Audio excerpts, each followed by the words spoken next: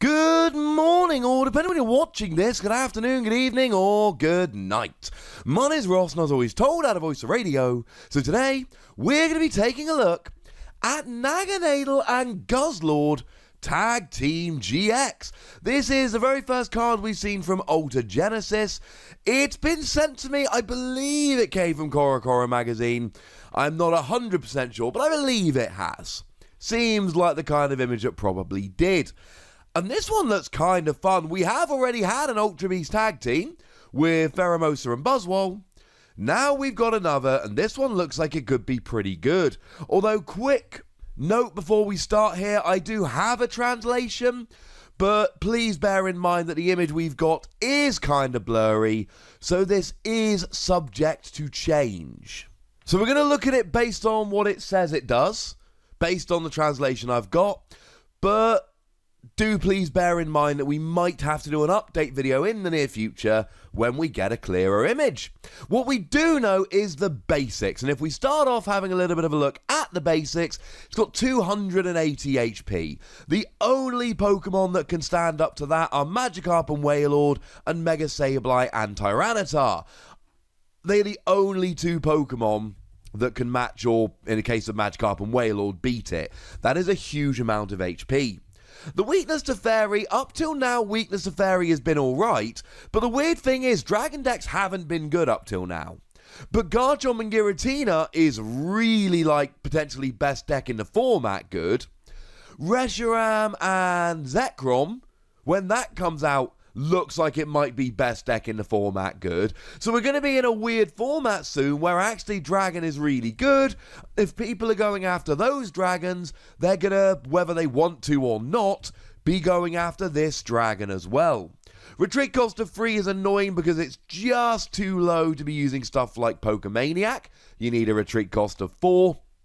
And being a dragon type is fine, but it's not like it used to be. We've lost Devoured Field to do that extra damage. We still have Lance Prism Star, but you're a basic, so you're not making the most of that. We've got Zinnia to get extra energy on, but it's got to be in your hand, and that has not seen a huge amount of play. But we do have access to End's Preparation. Discard the top 6 cards of your deck. Attach any basic energy you find to one of your benched dragon Pokemon. So that could be kind of fun. And it is an Ultra Beast, so you get all the extra Ultra Beast stuff. You've got Beast Energy to do an extra 30 damage, Beast Ring to accelerate energy, Ultra Space to search it out. Being an Ultra Beast right now is really good. But what does it actually do? Well, as it stands at the moment, the ability reads, although you can see it's a bit blurry, so take it with a pinch of salt. Once during your turn, you may discard a Pokemon from your hand and heal 60 damage. Cool. Now, our translation actually comes from Twitter. I've popped the Twitter handle up on the screen. And essentially, they've rewritten it out in Japanese as best as they can. And I've used Google Translate on it. Healing 60 once during your turn is great. Bearing in mind, healing 60 is Super Potion. And this is just as an ability. And bearing in mind, I've already said your HP is utterly ridiculous. That's pretty good. Now, Super Potion meant that you had to discard an energy from your Pokemon. This is just discarding a Pokemon from your hand. I'm totally okay with this, ladies and gentlemen. This seems like a good ability, which is pretty good for healing. Yes, obviously, if you're against something like a Granbull or a Gardevoir and Sylveon that's hitting you for weakness, no, you're not going to be doing particularly well. I get that. But unless you're being hit for weakness and you're being one-hit KO'd, this is really nice. It's only healing 60, and Dragon doesn't have the healing tricks that you see for something like Grass with Life Forest Prism Star, or Shaman from Lost Thunder. But we do have that Victini we got a little while ago, which allows you to heal 20 damage from one of your benched Pokemon. So maybe if you start playing around with this Victini, combining it with this ability, then you can start doing a bit of healing, get yourself over to the bench, and then just start healing up. That could work. Healing 80 damage per turn, realistically, should be 3 turns maximum. until you're actually fully healed and ready to go again. Even if you don't use this as your main strategy, the fact that you've got giant HP and that you can heal 60 damage per turn is pretty gosh darn good. Obviously, if it turns out to be more than 60, that's amazing. If it turns out to be less than 60, that's amazing. But either way, this is looking pretty gosh darn good, ladies and gentlemen. This is looking pretty gosh darn good. Now, the main attack, we do know what it does. We can say for absolute certainty that it is Psychic Darkness Colorless 180 damage. And this is fine. I mean, look, flat 180 is really good. Back when Ho-Oh was popular, you were doing a flat 180 for 4 energy. So a flat 180 for 3 is clearly good. The worry I have here is the energy cost. Psychic Darkness Colorless. Now look, obviously you've got Beast Ring, and using Beast Ring is utterly phenomenal. If your opponent has 3 or 4 prize cards remaining, you search your deck for 2 basic energy, attach them to one of your Ultra Beasts. Obviously this is great. Obviously when you can use Beast Ring, this is going to be phenomenal, but you're not always going to be able to use Beast Ring.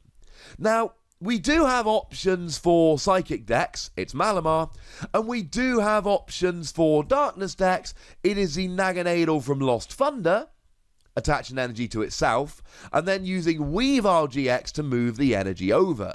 So they're essentially your choices here.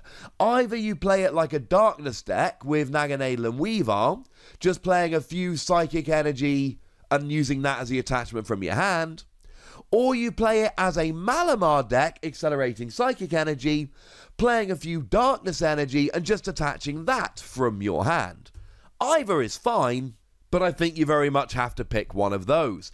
Malamar is easier in that it only uses one different stage 1, and you're not relying on having any extra GXs down, but if you go Naganadel Weavile, you have a whole bunch of other options. I mean, firstly, the fact that you can move your Darkness energy around means that you can move it around to different Pokemon. If you switch to the bench, you can then move the Darkness energy to a new Naganadel and Guzzlord while the one on the bench heals.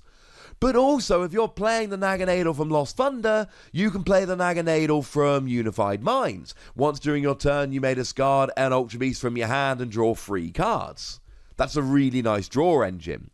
And you can use a Naganadel from Forbidden Light, which for 1 colorless energy lets you do 120 damage if you've got a full bench of Ultra Beasts.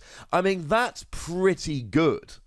And I like the idea that you're able to use the other Naganadel as well. Now, it does rely on having 2 stage 1s rather than 1, but in an Ultra Beast deck, and this probably needs to be in an Ultra Beast deck, you're probably playing the other Naganadel anyway, so playing 1 or 2 of the one from Lost Thunder really shouldn't be a big issue. Obviously, your priority is trying to use Beast Ring here, but I'm saying you've got other options just in case. Cool. Now, in terms of damage, you do 180, and 180 is fine, but not amazing. There's plenty of Pokemon out there like Blacephalon that you will be getting a one-hit KO on, and the vast majority of non-GXs, basically unless they're called Wailord, or Wailord, you'll be getting a one-hit KO on quite nicely. But you're not really getting up to kind of stage 1 GXs, stage 2 GXs, or tag teams. You do have the aforementioned Beast Energy, which means you'll do an extra 30 damage. That'll put you up to 210, and it means you will be getting stage 1 GXs, like the upcoming Silvally, for instance, which I expect to be really good. But you are a little bit light. Having said that, when other tag team GXs, Pikachu and Zekrom are hitting a flat 150, Reshiram and Charizard are hitting 230, they're also not getting one-hit KOs on tag team GXs, so you're only giving up 2 prizes rather than 3, and if you're playing something to sort out the energy, it might even be a bit easier getting this rolling. I'm not loving the amount of damage, but I don't think it's a huge issue. Now, the GX attack again is a little bit blurry, so please do bear that in mind. But apparently, for 1 colorless energy, it's Town Map. It literally just reads, for 1 colorless energy, turn all of your face-down prize cards face up. Oh, nice. If you have one extra psychic energy and one extra darkness energy attached, take 2 prizes. Now that is pretty gosh darn good. Bearing in mind that makes it the same energy cost as your main attack, and it literally just takes 2 prizes. We've seen Ultra Beasts that take a prize. We saw that Kartana had an ability that just took an extra prize. And we've seen that Blacephalon discards a prize card rather than taking a prize, but it still means you've got to take 1 fewer in order to win the game. This is taking 2 prizes, and it's only for free energy. It's not a particularly expensive attack, and it gets you 1/3 of the way to winning. The town map effect, turning all your prize cards face up, this can be good or bad. Now, we know the Schultzes, who, one of them went to one world. We know that they like playing town map. The world champion played town map in every deck that he played. But it does give your opponent information. The other thing, of course, is if you're turning your prize cards face up and then taking 2 prize cards, well, I think it's probably fair to assume that in that situation, you get to choose which 2 you're taking, and that's pretty great.